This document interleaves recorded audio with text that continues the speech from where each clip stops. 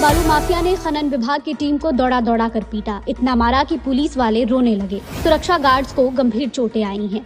अवैध खनन और ओवरलोडिंग की शिकायत पर अधिकारियों की टीम कार्रवाई करने पहुंची थी। यह हमला पोठिया थाना क्षेत्र स्थित चमरानी घाट पर हुआ। सिवान डीईओ मिथिलेश कुमार के ठिकानों पर निगरानी विभाग की टीम ने छापा मारा है। आय से अधिक संपत्ति के मामले में ये कार्रवाई बोरिंग रोड पटना स्थित मैनमस अपार्टमेंट और सिवान में उनके आवास पर की गई है। अधिकारियों ने 14 लाख कैश जब्त किए जाने की पुष्टि की है।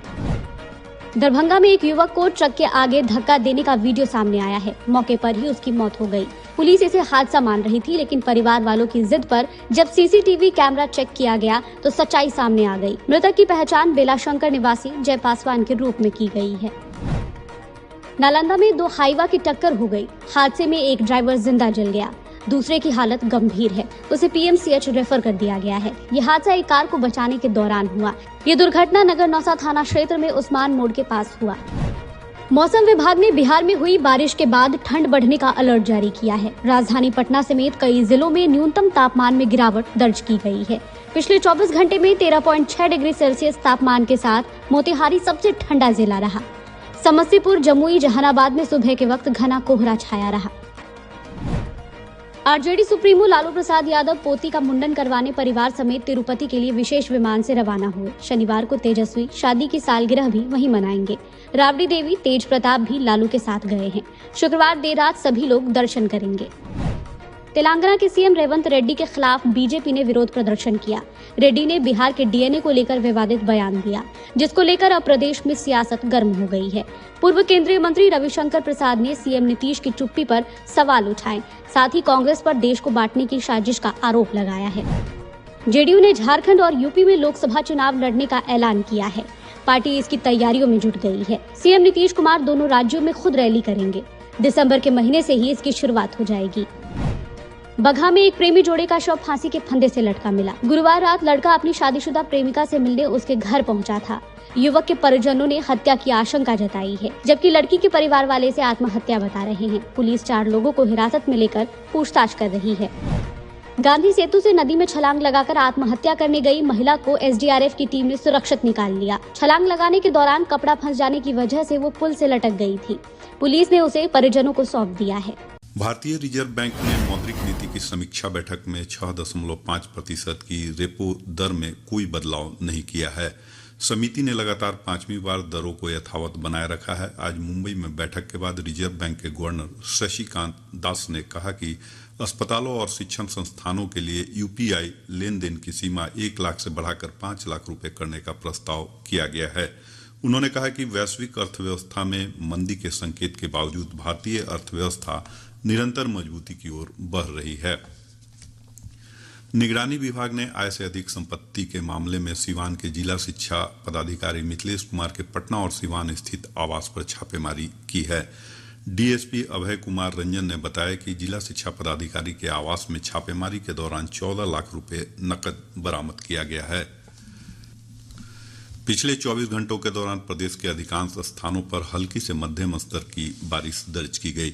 मौसम विभाग से प्राप्त जानकारी के अनुसार नवादा में 23 मिलीमीटर, औरंगाबाद के नवीनगर में 22.2, भभुआ में 20.4 और गया के टिकारी में 19.2 मिलीमीटर वर्षा रिकॉर्ड की गई। मौसम विज्ञान केंद्र पटना के वैज्ञानिक कुमार गौरव ने बताया कि अगले 48 घंटों के दौरान राज्य के उत्तरी, दक्षिण पश्चिम और दक्षिण मध्य भागों में कुछ स्थानों पर सुबह के समय घना कोहरा छाए रहने का येलो अलर्ट जारी किया गया है। आज के मौसम विश्लेषण के अनुसार अगले 24 घंटों के दौरान राज्य का मौसम आमतौर से शुष्क बना रहेगा। साथ ही राज्य के उत्तर, दक्षिण पश्चिम एवं दक्षिण मध्य भागों के जिलों के 1 या 2 स्थानों में घना कोहरा सुबह के समय छाए रहने का पूर्वानुमान है।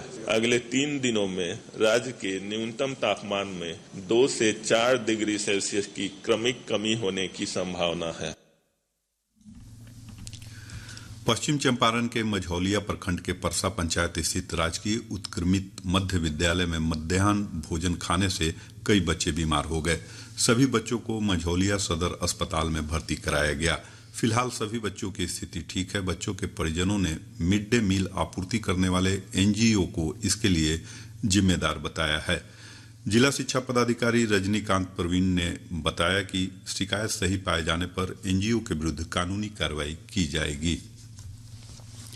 सामाजिक न्याय और अधिकारिता मंत्रालय के राष्ट्रीय दिव्यांगजन वित्त एवं विकास निगम की ओर से आज पटना के गांधी मैदान में 10 दिवसीय दिव्य कला मेला का शुभारंभ हुआ। मेला में दिव्यांगजनों की ओर से बनाए गए उत्पादों को प्रदर्शनी और विपणन के लिए रखा गया है। नेशनल दिव्यांगजन फाइनेंस एंड डेवलपमेंट कारपोरेशन के अध्यक्ष सह प्रबंध निदेशक नवीन शाह ने आकाशवाणी से बातचीत में कहा कि इस मेले के माध्यम से दिव्यांगजन शिल्पकारों को वित्तीय रूप से सशक्त और आत्मनिर्भर बनाने में मदद मिलेगी। इस दौरान 12 दिसंबर को दिव्यांगजनों के लिए एक रोजगार मेले का भी आयोजन किया गया है। जाने माने मशहूर अभिनेता जूनियर महमूद का आज निधन हो गया। 67 वर्षीय जूनियर महमूद लंबे समय से पेट के कैंसर से पीड़ित थे।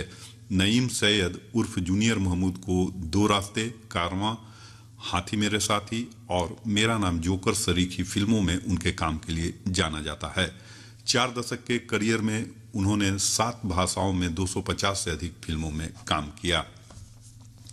अररिया जिले के सिमराहा ओपी क्षेत्र के रेनू गेट के समीप व्यापारी से 1,10,000 रुपया लूट मामले में पुलिस ने 4 अपराधियों को गिरफ्तार किया है। कैमूर जिले के जीटी रोड स्थित समेकित चेक पोस्ट पर जांच के दौरान पुलिस ने एक वाहन से भारी मात्रा में विदेशी शराब के साथ एक तस्कर को गिरफ्तार किया है। यात्रियों की सुविधा के मद्देनजर पूर्व मध्य रेलवे के पंडित दीनदयाल उपाध्याय मंडल में स्थित फेसर स्टेशन पर देहरादून एक्सप्रेस का आज से ठहराव शुरू हो गया है। इस ट्रेन का ठहराव कोरोना काल के दौरान बंद कर दिया गया था। बेगूसराय के गोपालपुर के मुखिया आलोक ललन भारती पर आपराधिक तथ्य छुपाने के आरोप में एफआईआर दर्ज की गई है। राज्य निर्वाचन आयोग के निर्देश पर प्रखंड विकास पदाधिकारी प्रियतम सम्राट ने बरियारपुर थाना में मामला दर्ज कराया है। और केंद्र सरकार ने कहा है कि प्रधानमंत्री किसान सम्मान निधि योजना के 8 करोड़ 12 लाख से ज्यादा लाभार्थी इस योजना का लाभ उठा रहे हैं।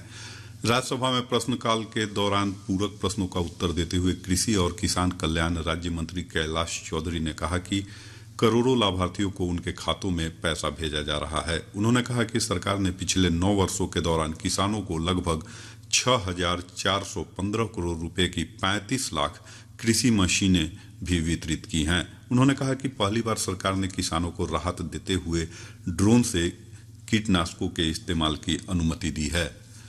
केंद्र सरकार ने कहा कि देश भर में अब तक 10,000 से अधिक प्रधानमंत्री भारतीय जन औषधि केंद्र खोले जा चुके हैं। इन केंद्रों से रोजाना करीब 10 से 12 लाख लोग लाभ उठाते हैं। लोकसभा में एक लिखित उत्तर में रसायन और उर्वरक मंत्रालय में राज्य मंत्री भागवत खुबा ने कहा कि जन औषधि केंद्रों पर उपलब्ध दवाओं की कीमतें आमतौर पर ब्रांडेड दवाओं की तुलना में 50 से 90% कम है, जिसके परिणाम स्वरूप इस वित्तीय वर्ष के दौरान नागरिकों को लगभग 7,400 करोड़ रुपए की बचत हुई